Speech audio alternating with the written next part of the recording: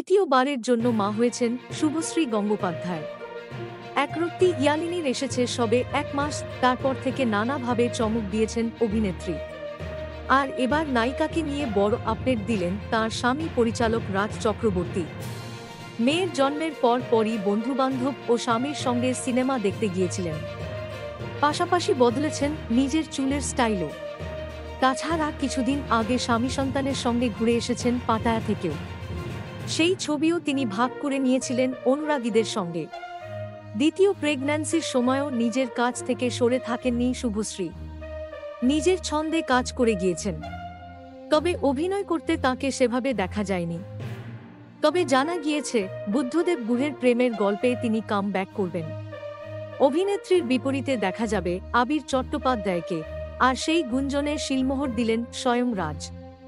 নতুন বছরের শুরু দিন অর্থাৎ 1 জানুয়ারি রাজ একটি ভিডিও শেয়ার করে নেন তার ইনস্টাগ্রাম থেকে।